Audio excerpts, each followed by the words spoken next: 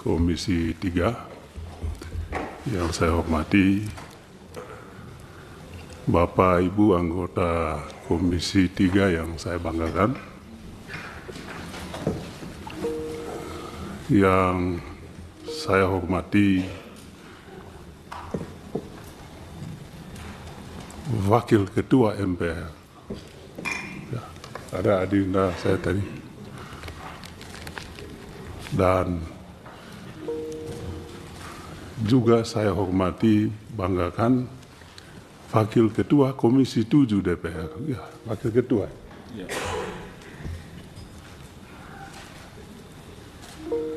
Yang saya banggakan Pak Kapolda NTT, Pak Kapolda Sulteng, dan pasukan-pasukannya. Saya mulai dengan memberikan apresiasi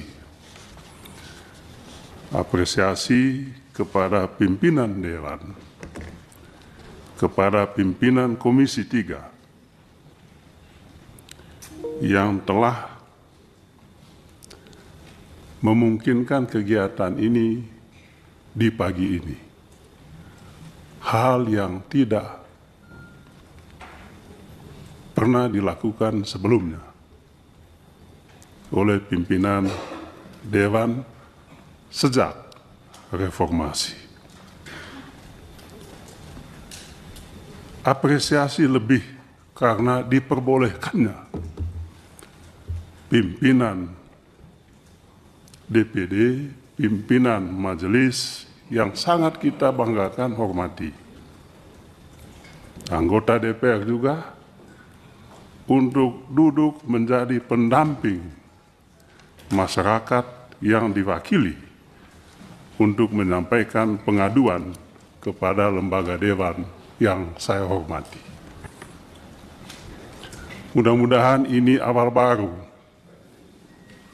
yang akan kita kembangkan terus ke depannya. Dan mohon dicatat, sayalah nanti yang akan pertama kali juga mengajukan permohonan setelah ini. Jadi pelapor. Untuk melaporkan dan mendampingi saya punya konstituen yang ingin menyampaikan masalahnya. Yang kedua, pimpinan yang saya banggakan. Kasus TPPO NTT bukanlah kasus yang baru terjadi kali ini. NTT dikenal sebagai provinsi yang menjadi surga untuk TPPO ini. Sekian ratus yang meninggal dunia. Dan kalau saya ingat Rudi Soik, saya ingat TPPO ini. Itulah sebabnya saya membantu penuh saudara Rudi Soik ini untuk menyampaikan apa yang menjadi permasalahan utama di daerah NTT ini. Jadi Rudi Soik adalah simbol bagi masyarakat NTT, sebuah provinsi yang dikenal paling miskin, terkebelakang, bahkan pernah dituding sebagai provinsi yang paling miskin.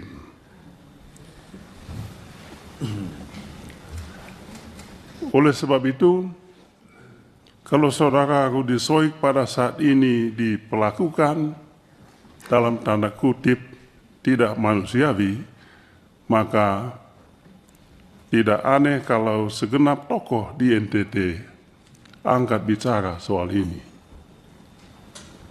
Apa betul saudara Rudi Soik melakukan hal-hal yang dituduhkan kepadanya?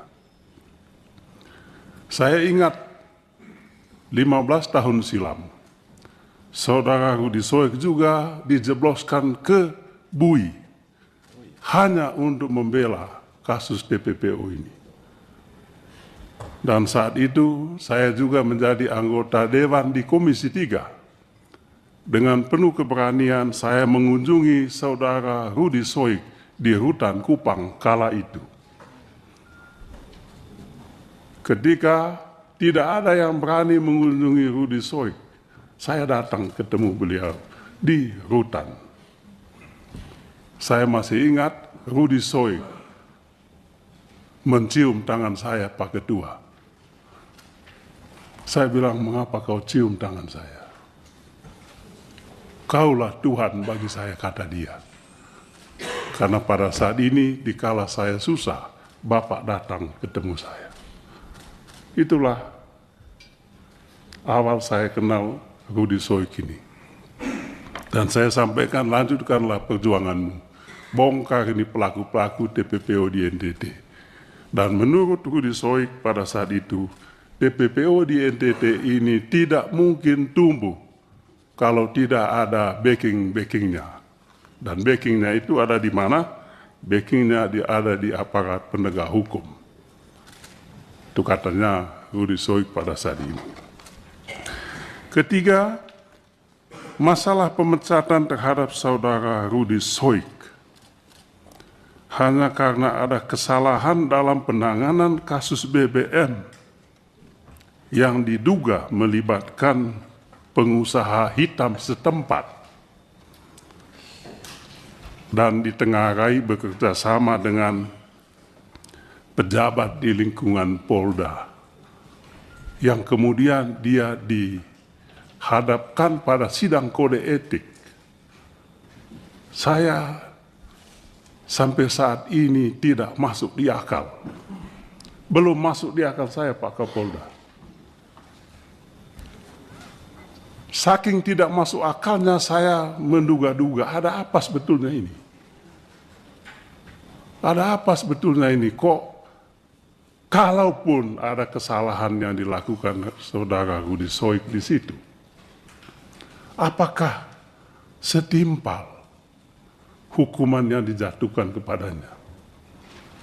Oleh sebab itu Pak Kapolda, saya melacak-lacak ini. Ini kayaknya ada sesuatu di balik ini. Ada masalah di balik ini. Masalah itu saya temukan. Apa yang saya temukan? Yang saya temukan adalah orang yang dulu memasukkan Rudi Soik ke BUI, kasus TPPO ini ada di Polda NTT ini. Saya duga ini adalah balas dendam.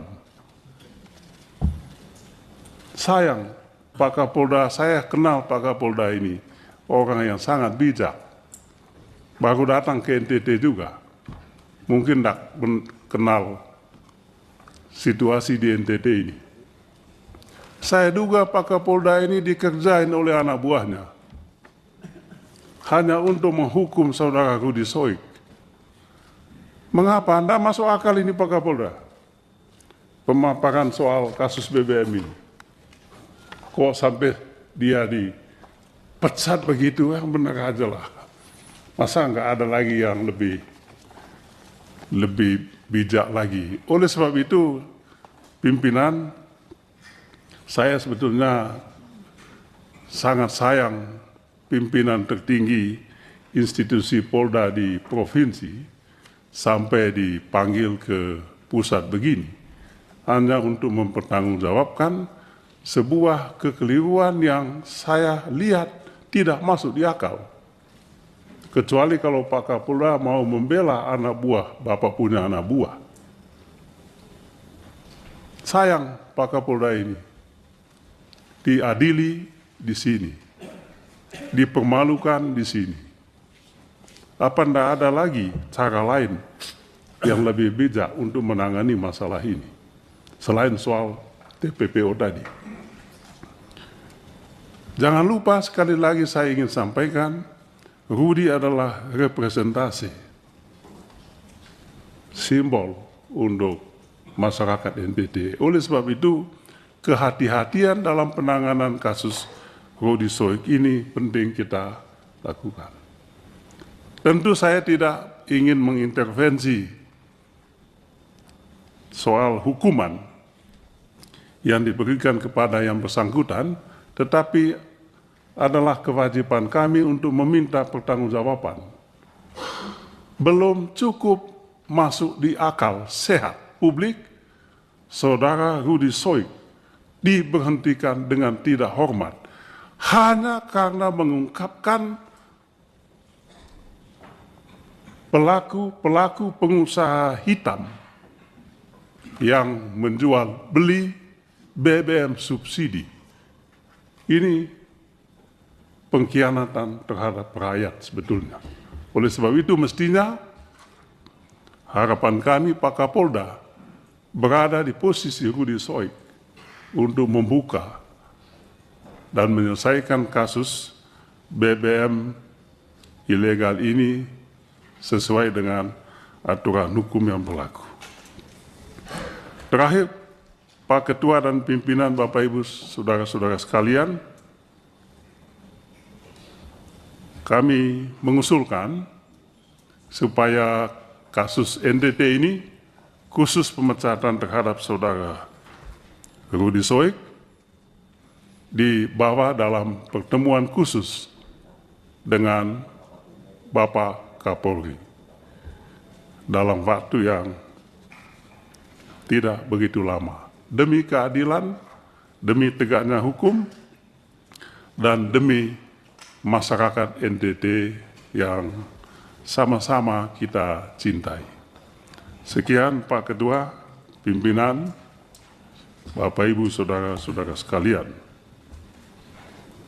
Terima kasih. Ya.